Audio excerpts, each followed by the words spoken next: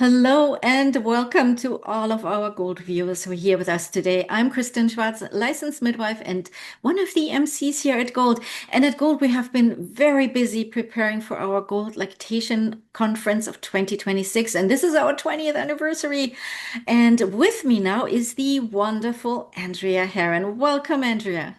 Thank you. It's good to be here. I'm excited to be here. I love the Gold Conference. And welcome back because you've been with us quite a few times over the Yes, I years. So am. it's Yes. lovely to have you back. I know many of our viewers obviously know you, and you have a wonderful presentation planned for us here from blocked ducts to blabs, evolving insights and best practices in lactation care. Before we go into that, just briefly for anybody who might not know you yet, and maybe newer lactation consultants or just starting out, tell us briefly about your professional journey. Well, I started off as a pediatric nurse practitioner. In fact, I'm one of the longest nurse practitioners certified in the United States. And during that journey, I worked with breastfeeding mothers, but we didn't know a lot about breastfeeding. And Hmm. I moved to San Luis Obispo, and no one knew what a nurse practitioner was. So I struggled to find a job, and finally decided to go back to UCLA and get a master's. In those days, you didn't have a master's with a nurse practitioner. And I had the privilege of taking Dr. Jellif's 2-unit course in human lactation. And Hmm. during that time, I learned that I gave mothers all the wrong advice. Hmm. And when I finished that and I finished my master's, I wanted to come back to San Luis Obispo and start an independent preventative practice. And I had the role model of WellStart International, that my closest friend was one of the founders of WellStart. So that was my role model. And I wanted to do a little mini breastfeeding preventative practice here in San Luis Obispo. So that was in 1981. And I've just exclusively had a breastfeeding practice since 1981, before my son was born, who taught me that I didn't know that much about babies after I had my own. I thought I did, but he taught me Right. everything I thought was in the book he did not follow.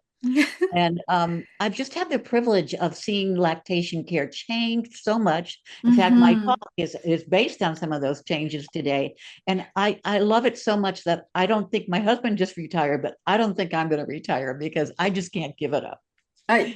Sounds absolutely fabulous, and we hope you never retire because, first of all, I you've don't plan helped to. so thousands of families, in their lactation journey, and your education is so important for us here and for all the birth workers, lactation care providers. You have such rich skills and knowledge to share here. That's absolutely wonderful. So, yes, you mentioned things are changing, right, over the years, and especially now with your topics, Right. when it comes also to mastitis and blocked ducts. Do you want to briefly talk a little bit about, the developments Yeah. here? It was so much fun to put together this talk. When the Academy came out in 2022 with their first protocol about this, I actually did a summary of it to present to our coalition. And since then, I've been using I've been using the treatment from that, and I've seen such amazing results compared to what we used to see with plug ducts. And so this talk will be doing a deep dive into looking at the physiology, why we've changed practice, why what we did before isn't wasn't working as well, and how wonderful it is to look at this spectrum of inflammation and see where we intervene, where we need antibiotics, and how quickly we can help mothers improve. Yes, absolutely wonderful. Yeah, and I don't want to say olden days, but prior, it was all about massage and, Right, so much manipulation, right? right. And such. And now when you see that, and sometimes you, of course, have, clients come to you. Maybe they have read something or seen something or were told Uh, maybe by their mothers or other right. breastfeeding women, and they maybe have started doing all these things that we may no longer do.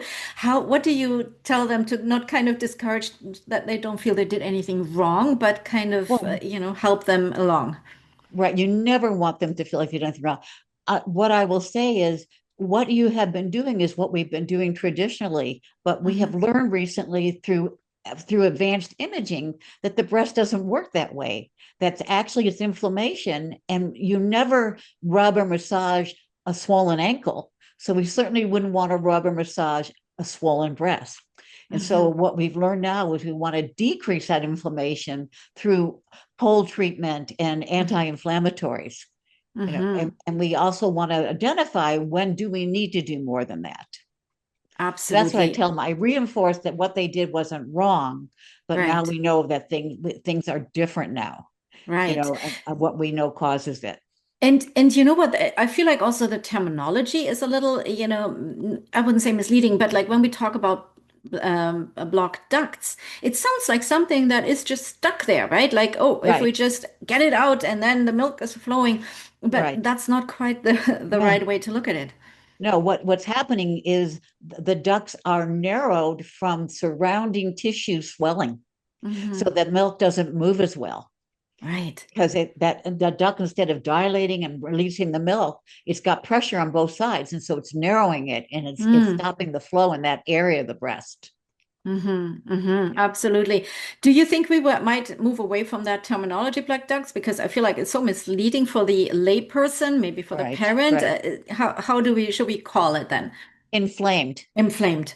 Hmm. We have ductal narrowing from inflammation, Okay, is perfect. what we're trying to say. And I'm hearing that more and more. Good, Mothers are coming and go, I think my breast is inflamed, good. which is so It, exciting. and It's so and it exciting. feels like that, right? And number one, it's painful and it feels hot. It feels like, yeah, there is an inflammation, right? There Right, is right, so the moms, their instincts, even if they don't are not maybe trained in the field, is right, is correct. right. And So, it's scary when you think you've got a mass or a plug in your breast and they mm-hmm, feel that lumpy area. And that's the mm-hmm, other thing is just, really helping women understand that breasts are lumpy. And when right, one alveoli is fuller, you might feel a little fullness there, but it's going to go down, and that's just normal. right. It's Oh, only when that, the whole area starts to turn red and it's really painful, and mm-hmm. it's starting to get red at the surface, is that you really have to worry about starting some anti-inflammatory treatment.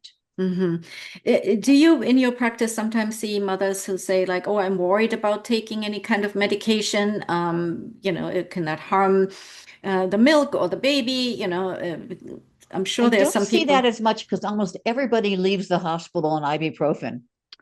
They're True, giving them true. 600 milligram capsules of ibuprofen, even just for cramps. Mm-hmm. They're all on that, so they're pretty familiar. I do, if they're worried about the ibuprofen, I'll talk about the fact that it takes over 1,800 milligrams to get anything in your Mm-hmm. milk, for it to absorb into the milk, and that's always reassuring to them. Oh, absolutely, absolutely. Yeah, Yeah, it makes so much sense, and I think education is everything. You are a master educator, and I feel like it is important to educate the parents, other care providers, and you say it hasn't gotten, people have become more familiar with the term right, inflammation. Other lactation care providers are, getting on board with that as right. well, or, do you sometimes still find somebody who's like, I'm not on board with that, or from other care providers, or do you still have to do a lot of educating in that I direction? still have to do a lot of educating. I still see patients who have come in after they were advised from the helpline or the Hmm. OB or the pediatrician to do heat massage. They're still Mm. using the vibrators, Oh the yeah, heated vibrators. I gave yeah. all those away, by the way, to friends so they can put them on their neck, because we used to It's a we used to have good them. use. We sold them at my little boutique store, and we sold them. And yeah, we don't Yeah, do that anymore. Yeah. fantastic, Yeah. No, I wonderful, definitely, we still see that. We did send out a copy of the protocol to all the OBs in the area after it came out. beautiful. Not sure they've Yeah, all read it, but I know we did send it out, and we definitely, it's yeah. getting better. But most research takes 5 to 10 years to be really applied into Uh, practice. When you think about it. Unfortunately, even sometimes longer, right? Like, I mean, Right. Right. it takes forever for that, until research gets into that. And I have a feeling that most lactation, IBCLCs and lactation care providers, they're really good at staying on top of education and what's new in the field, right? They're really good. It's more like sometimes I wouldn't say the obese, but they're like a little bit more, or the hospital area, they're a little bit more into their protocols, how, we've always done it that way, right? Right. I Right. feel like I see that more the private practice. IBCLCs often are kind of more innovative and more, open to right away implementing new, Right. research into their field as well.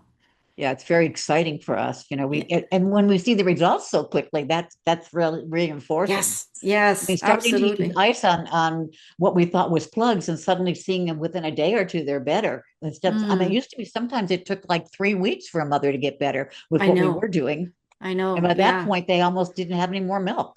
I know. It had been the milk had been slowed down for so long, it affected that milk forever Right. And on that breast. with the pain as well and the discomfort and all that. So I can only imagine how many moms gave Yeah, up breastfeeding yeah, because because they said I can't take it anymore. It's just, right, I've right. and the milk supply has suffered as well, So it's so wonderful to have you here with Yeah. me today, Andrea. Before I let you go, any final words for our viewers? What are you hoping they will take home with them from this presentation? I'm hoping that when they listen to my talk, they will start to realize that the breast is not plugged, it's reacting, Mm, and that we need to look at what are the things that are going on. What is that individual lactating parent doing that's driving that inflammation, good. making Fantastic. it worse? Absolutely wonderful. Thank you so much, Andrea You're Herron, for being welcome. here with me today at Gold, and I'm looking forward to your presentation. Thank you. So good to see you. Bye bye. Bye bye, everybody. Take care. And here's some information for our viewers now. If you would like to find out more about Andrea's presentations from block ducts to Blebs involving insights and best practices in lactation care, you can go to goldlactation.com. This presentation is part of the add-on package of the Lactation Conference. And please check it out. It's a fantastic package. And with regards to the lactation conference, we get started on March 30th with our open access keynote presentation. You'll find all the information there at goldlactation.com. Make sure you share the keynote information with all your friends in the field, and we hope to see everyone at the conference. Thank you so much for watching. Bye bye, Bye. everyone.